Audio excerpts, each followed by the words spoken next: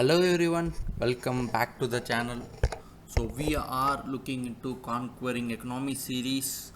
So in that part we'll be looking about government budgeting today. So this forms a major part in economy, particularly in mains exam, but still questions are being asked even in prelims exam as well.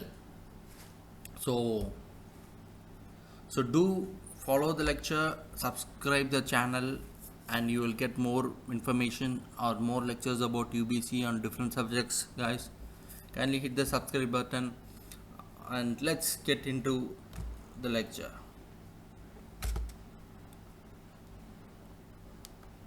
So today's lecture will be on government budgeting, wherein it forms a part of prelims as well as mains over here. So this is quite an important topic, as I said. So let's get into the lecture and deal with all aspects of budget so that you can get knowledge about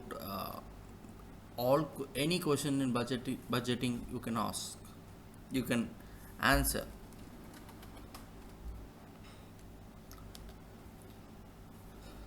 So first, what is union budget? The union budget is the annual financial statement of the government of India presented to Parliament on the first working day of February. It details the government's estimated receipts and expenditures for the upcoming financial year, which is April 1st to March 31st. See, it is a key policy document which reflects the government's economic vision, priorities, fiscal management strategy. The union budget is primarily divided into two main parts. First one is revenue budget. See, this budget deals with the revenue receipts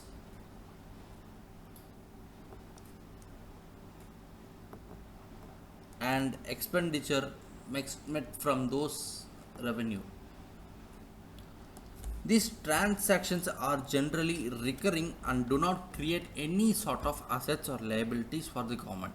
Like, this is something we must keep paying, and it does not create anything new, any new assets. No, nothing. So, now what is the revenue receipts over here? See, revenue receipts, in revenue receipt, these are receipts which do not create a liability or create an asset. Among that, we have tax revenue, like we can bring in direct taxes over here, which includes income tax, corporation tax,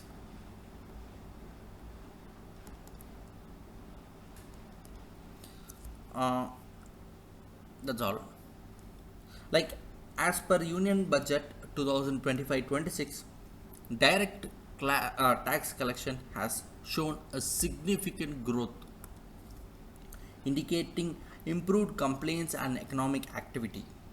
Next one is we can also bring in indirect taxes.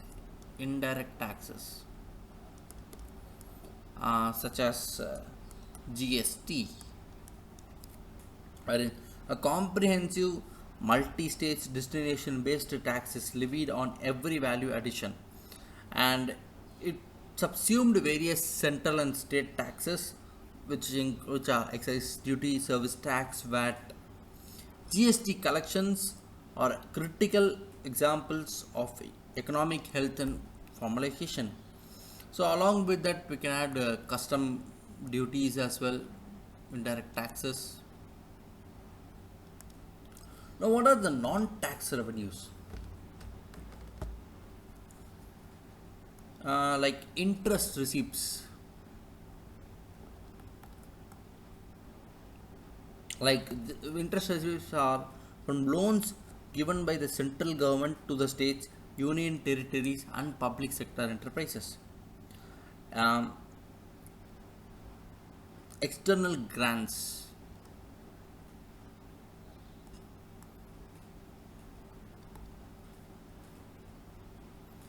Aids received from foreign governments and international organizations, they all form under non-tax revenue. Now, what is the revenue expenditure? The expenditure incurred for the normal functioning of government and it does not create any asset or liability. What is it? First one is interest payments, subsidies, salaries. So these are all few examples of revenue expenditure. Now, what is capital budget? This budget deals with capital receipts and expenditure, and these transactions affect the assets and liabilities of the government and are generally non-recurring. So, government receipts, capital receipts that either create a liability or reduce the financial asset of the government. Uh, Borrowings here, like market loans, which is raised from open market by issuing government securities, external loans from foreign government and international financial institutions, small savings, provident funds, other deposits, they are all borrowings, and recovery of loans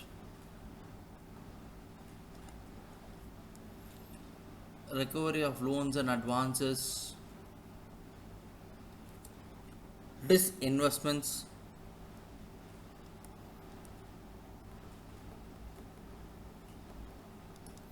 So these are all capital receipts for government. Capital expenditure.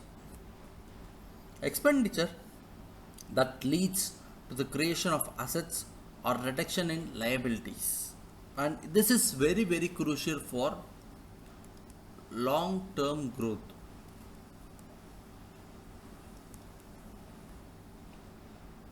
Like acquisition of land and building for government infrastructure, investment in shares,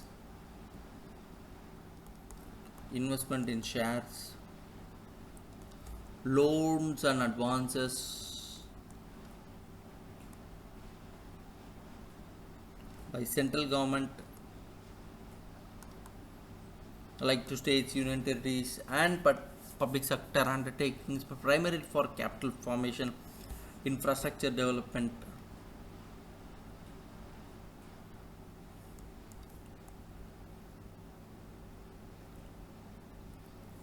Repayment of loans.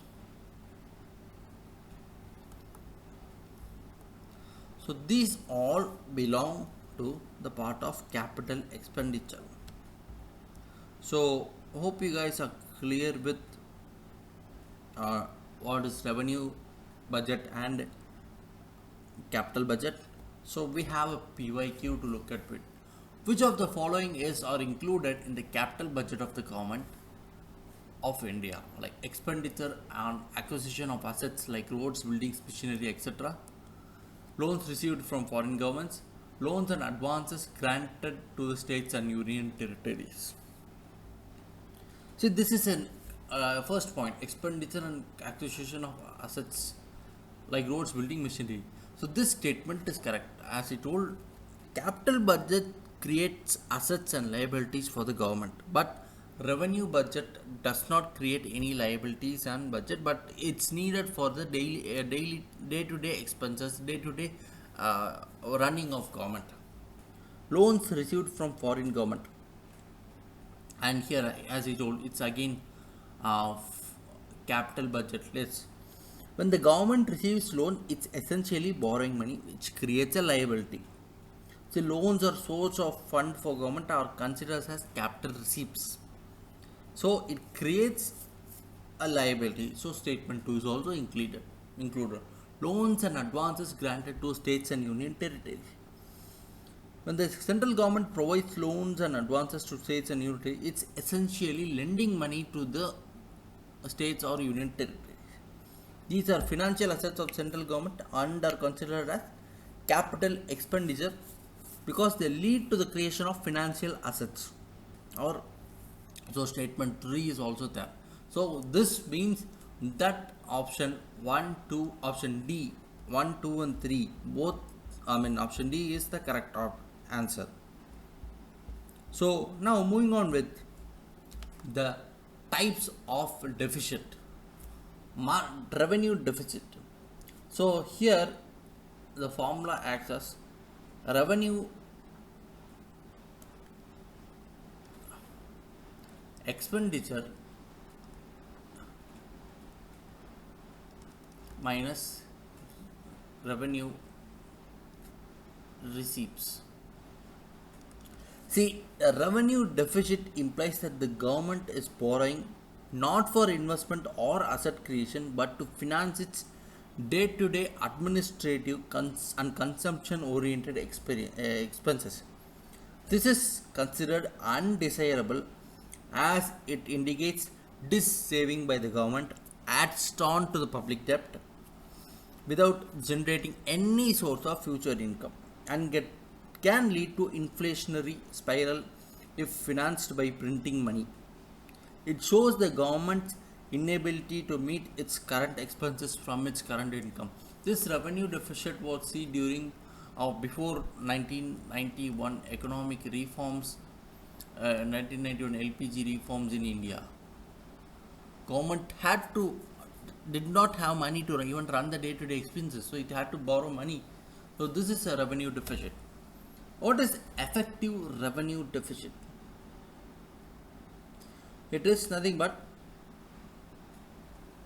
and it was introduced in 2011-12. It is a more refined measure. Like it acknowledges that some revenue grants given by center to states or union territories are used by the latter, that is by states, for capital asset creation. By subtracting these grants, effective revenue deficit provides a more accurate picture of revenue deficit that truly represents the government saving, encouraging capital formation at state levels while also improving the quality of central government expenditure reporting. So this is effective revenue deficit. It's nothing but revenue deficit minus grants for creation of capital assets to states and union territories. So this is effective revenue deficit. Next one is fiscal deficit.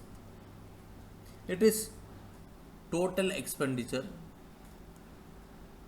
total expense minus total receipts. So receipts are nothing but income. So receipts excludes borrowings.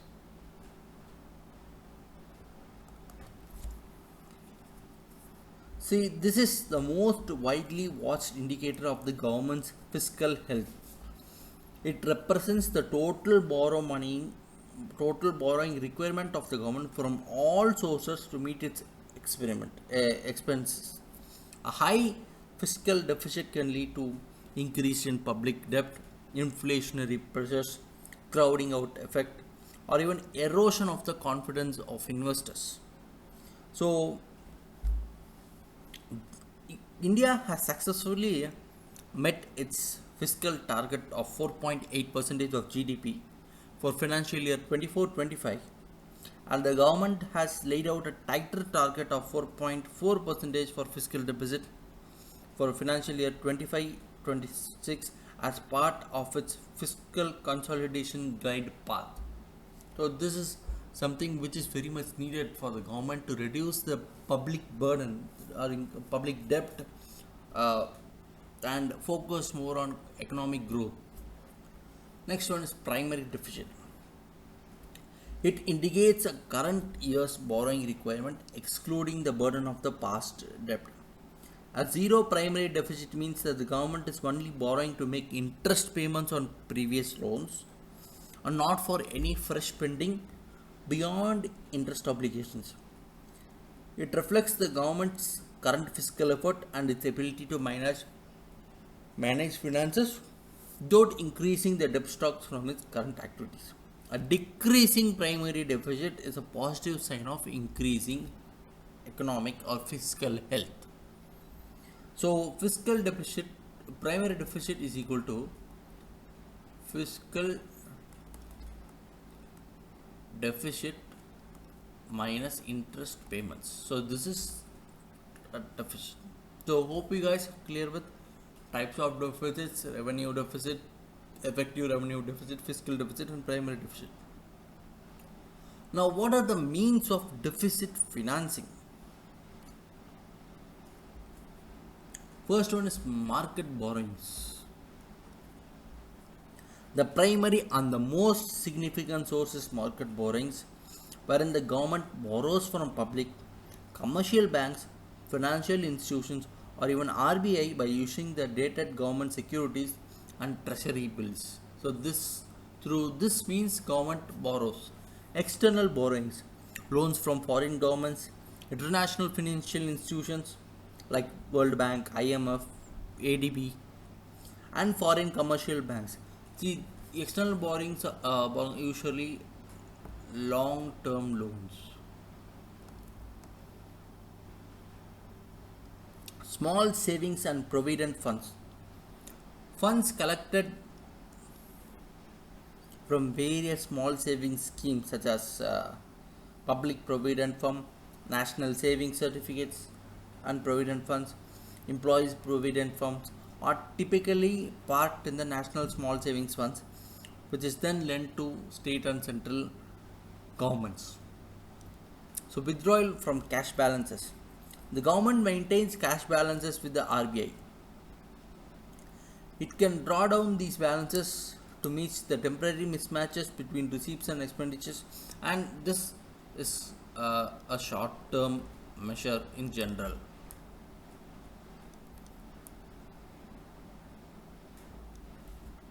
Monetization of deficit.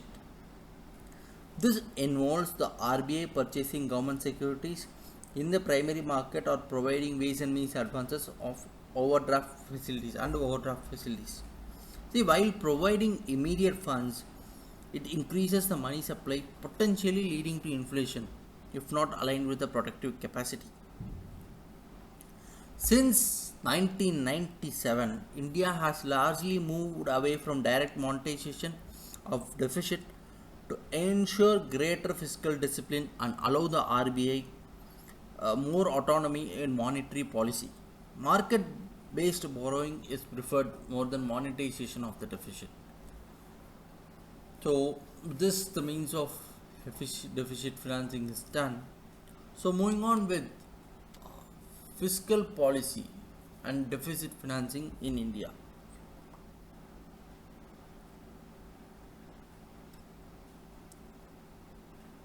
So,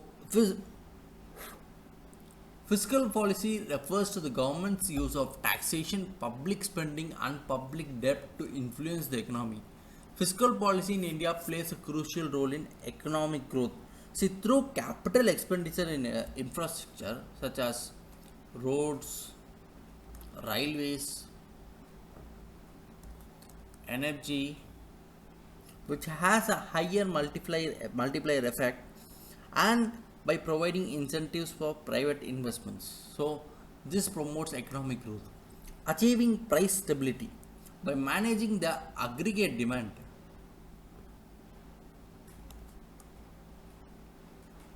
Expansionary fiscal policy, which means more spending and less tax, can fuel inflation while contractionary policy can cool it. Employment generation through public works and support for labor intensive industries. Regional development, addressing disparities by allocation of funds, proper allocation of funds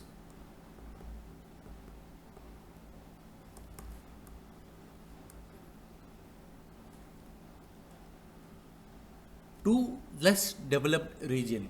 So this is a few aspects of fiscal policy. How is the deficit financing is done in India? Historical context. In the early decades after independence, India heavily relied on monetized deficit financing to fund the ambitious 5-year plans, which actually resulted in high inflation in the market. However, the post 1991 reforms, with the economic liberalization coming into effect, there was a conscious shift towards market based borrowing. The government reduced its reliance on direct RBI subscription to government securities. Increased capital expenditure. A key feature of recent Indian fiscal policy is the strong emphasis on increasing the public capital expenditure. This is seen as a driver for sustainable growth.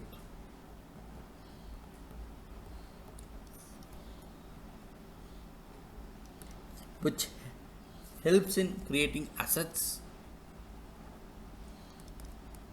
enhancing productive capacity, and crowding in private investment. See, capital expenditure has reached around 10.52 lakh crores in financial year 24-25 and is planned for 11.21 lakh crores, which is 3.1% of GDP in financial year 25-26. Off budget borrowings. Historically, the government sometimes used off budget borrowings, which is nothing but loans taken by public sector entities that are ultimately serviced by the governments but not explicitly shown in the budget deficit calculation to meet the FRBM targets. So, this has been used sometime. There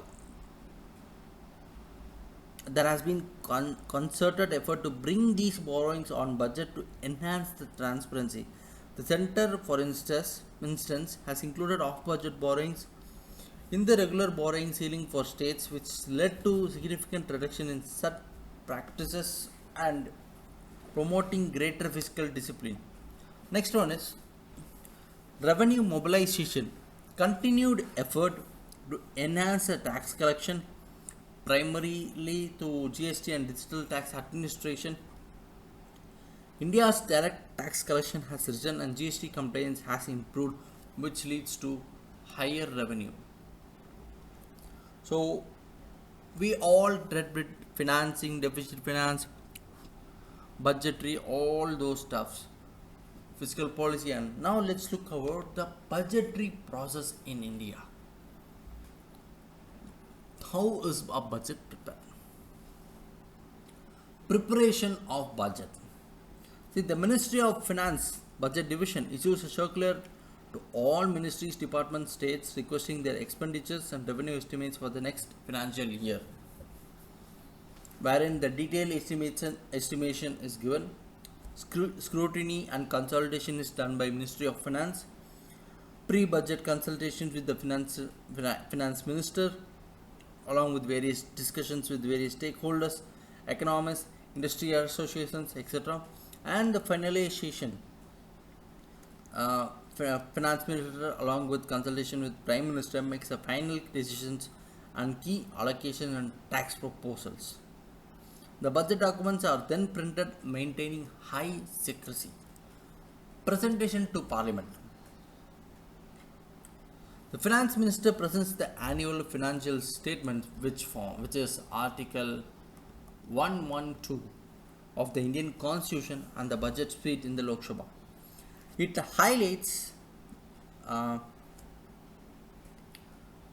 the government's performance of past year and proposals for the coming year.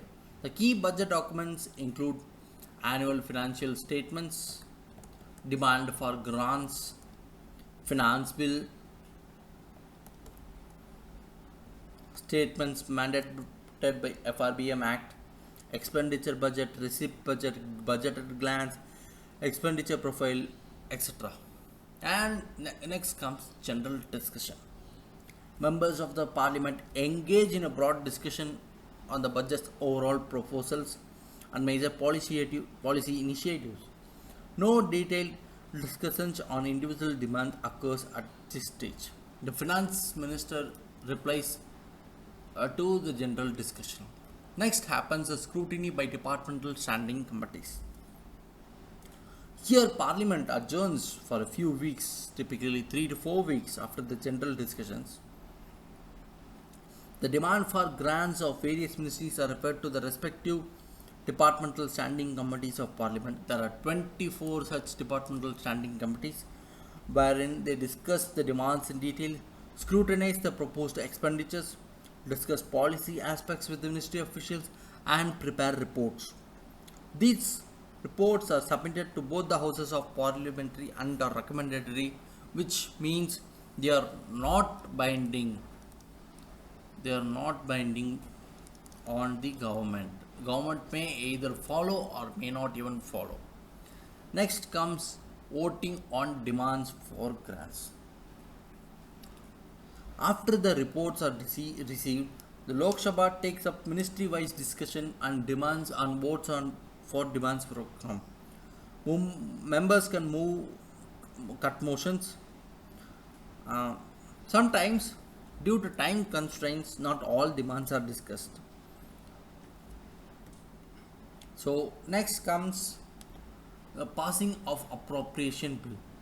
After the demands for grants are voted, an appropriation bill is introduced in the Lok Sabha, which authorizes the government to withdraw funds from the Consolidated of India to meet the voted grants and charge expenditure. The Lok Sabha cannot amend the appropriation bill to increase the amount of any grant. So this is very important. Lok Sabha cannot amend the appropriation bill to increase the amount of any grant. Next one is passing of finance bill. The finance bill contains the government proposals for taxation, which includes imposition, abolition, alteration or regulation of any tax. It's also called, or it is a money bill, which can only be introduced in Lok Sabha, not Rajya Sabha. It becomes a finance act after being passed by the both houses of parliament and receiving presidential assent. This legitimizes the tax proposal for the new financial year. And finally, the execution of the budget. Once the Appropriation Act and Finances Act are in place, the budget comes into effect from April 1st. Ministries and departments implement their programs and incur expenditure as the authorized allocation. A Ministry of Finance and other monitoring bodies keep track of expenditure and revenue collection. The Comptroller Auditor General of India audits the government accounts to ensure financial accountability and compliance with the rules. So this is the budgetary process of India. So now let's look into the vote on account. A special provision in the Indian Constitution that allows the government to obtain immediate approval from Parliament to meet essential expenditure for a short period, which is usually 2 months, at the beginning of new financial year before the full budget is passed. See, this helps government to prevent a shutdown and ensure the continuity of government services while the detailed budgetary process is underway. Here it deals only with the expenditure side of budget, not the revenue side. No new tax proposals are brought. No new tax proposals are brought in vote on account. It is passed as money bill and debated and passed swiftly by Lok Sabha. Usually taken in an election year or when there is insufficient time to pass the full budget before April 1st. Next is cut motion. Cut motions are proposals moved by members of the Lok Sabha to reduce the amount of the demand for grant. They are parliamentary tools to exercise control over government expenditure and specific issues. So there are 3 types of cut motion. Major. Policy cut, to express disapproval of the underlying policy or the principle of the demand. That the amount of the demand to be reduced to rupee 1. If passed, it is a severe censure of government's policy and effectively indicates a loss of confidence. Such motions are rarely passed against a government with a majority. So policy cut is very very important and that motion. Next one is economic cut. To highlight specific areas where economy can be affected in the expenditure proposed in the demand, like that the amount to be reduced by specific amounts by which can be like 10,000 or 10 lakhs, a specific amount. So this is something expenditure which can be affected to reduce. See, it aims to reduce the allocation, suggesting that the expenditure is excessive or inefficient. This allows for detailed discussions on cost effectiveness. Next one is token cut. To ventilate a specific grievance or draw attention to a particular issue within the purview of demand, that the amount of the demand be reduced by rupees 100, and it's a symbolic reduction where it is moved to allow discussion on a specific matter of public importance or a grievance without aiming for significant reduction in the grant. It is common way for opposition to raise issues. So these are different policy cut motions which are usually used in the Lok Sabha to exercise control over specific government expenditure and raise specific issues. So moving on with the objectives of union budget.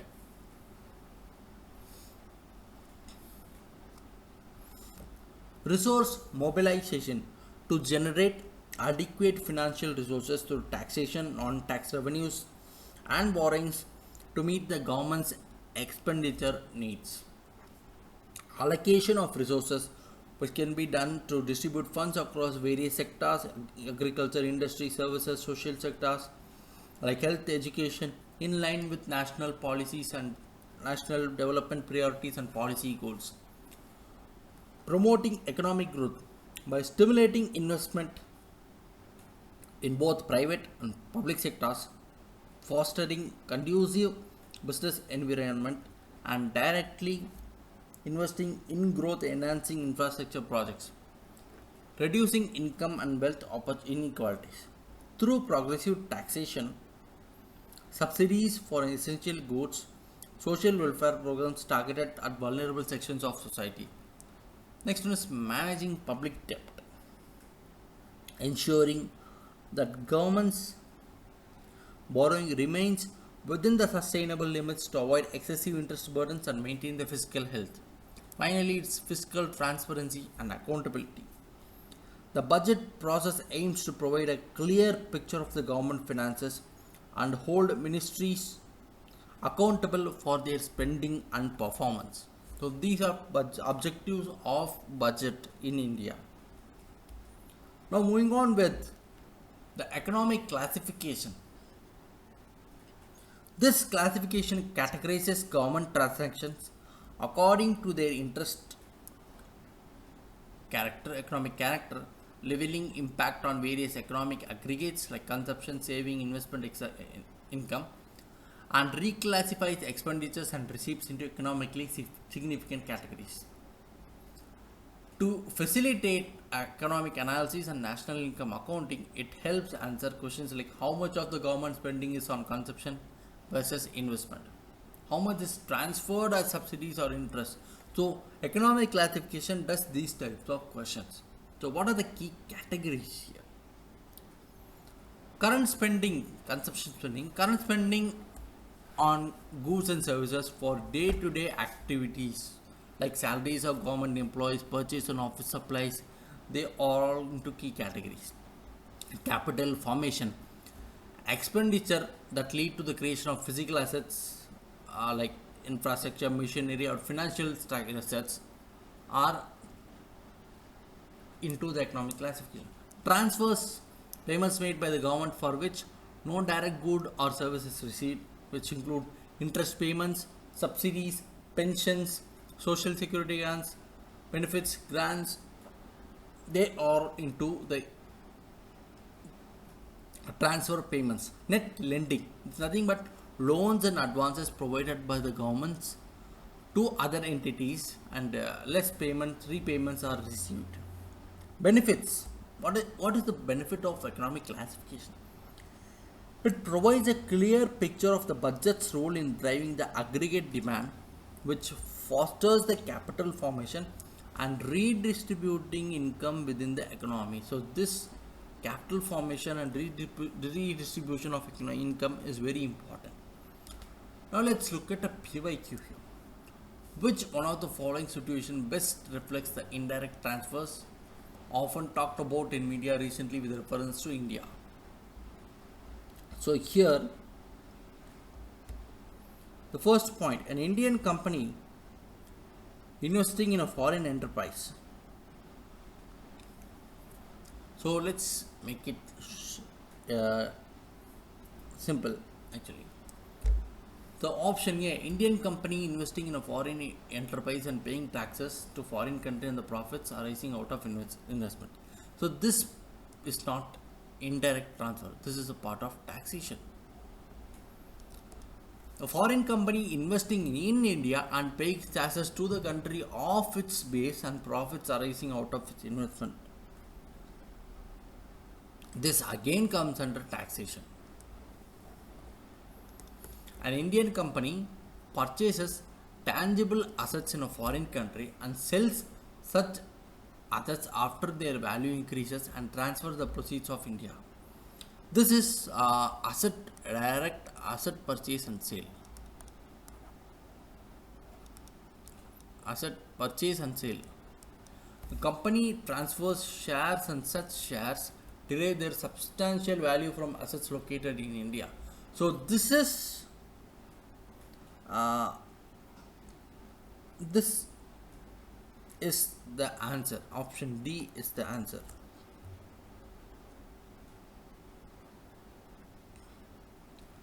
So this option, it is right. Option D is the correct answer. Right? It asks specifically for indirect transfers. Right? Where the value of those shares is substantially derived from the assets located in India. The tax implications arise while the transactions happens outside India. The underlying value is still tied to the Indian assets. See, the transaction might happen outside India, but the value is still tied to the Indian assets. So this is the option. Answer D is the correct one. Moving on with the functional classification. This classification categorizes the government expenditure based on purpose or function it serves, like regardless of ministry or department expenditure incurring the expenditure. It follows the international standard of classification of functions of government. Its specific purpose is to understand the government's priorities in terms of public services and economic activities, and also helps in assessing how resources are allocated across different sectors of governance. In example, like general public services, defense, public order, safety, general administration, foreign affairs, economic services of agriculture, allied activities, industry, mining, etc. Social services include education, health, welfare, housing, urban development, and community services include culture, recreation, religious affairs. These are all key categories under functional classification. So what's the benefit? It enables a comprehensive analysis of public expenditure across various functions and facilitates a cross-country comparison and evaluates the effectiveness of government spending in achieving specific socio-economic objectives. It highlights the government's commitment to different sectors like increased spending on healthcare or education. So depending on the funding given, it highlights or shows about the importance of government's commitment to a specific sector, like focusing more on industry or focusing more on agricultural activity, energy, transport. These functional classification shows that. Now let's look at the types of budget. Beyond the conventional budget, several modern budgeting techniques have been adopted or promoted. First one is outcome budgeting. It's approach that shifts from focus from simply reporting outlays to articulating and measuring outcomes, which means bringing in results, actual results, is outcome budgeting. So its main objective is to improve accountability, efficiency in public spending, and compels ministries to define measurable outcomes for their schemes, which allows for better monitoring, evaluation of program effectiveness. Next one is gender budgeting. It's not a separate budget but a tool for analyzing the government's budget from a gender perspective. Like entails a gender-wise disaggregation of the budget to examine differential impact of the government policies and programs of women and men. It is to ensure that government resources are allocated in a manner that promotes gender equality and women's empowerment. Next one is zero budgeting. A method of budgeting where all expenses must be justified for each new period irrespective of whether they were allocated in previous budget. It requires every line item to be approved from zero base rather than incremental adjustments to previous years. In India, it's not fully implemented across the entire government budget due to its demanding nature. However, the principles of ZBP, which is scrutinizing every item of expenditure, requiring detailed, periodic review of existing schemes, are often applied, especially for new initiatives or during expenditure rationalization exercises. Next one is performance budgeting, a budgeting approach that links financial allocation to the physical performance and achievements of the government programs. See, it was introduced in the 1960s. While outcome budgeting is more recent and advanced form, performance budgeting laid the groundwork by emphasizing the need to define quantifiable targets and measure outputs. So, it enhances the accountability for results, improves the managerial efficiency, and rationalizes resource allocation, and aims to answer whether public funds are being used wisely to achieve the intended goals. So with this, we are done with today's lecture on government budgeting, guys. Hope you guys are clear with the concepts on it. Entire topic has been dealt in detail for your reference. Do watch the lecture entirely and you'll get a clear cut idea of the lecture, the topic, which can be used in both prelims and mains aspect. The detailed notes for the same will be put in the Telegram channel so that you could get a clear cut idea and work on answer writing aspects as well. With this, we'll continue with the next lecture, guys. Thank you and keep supporting.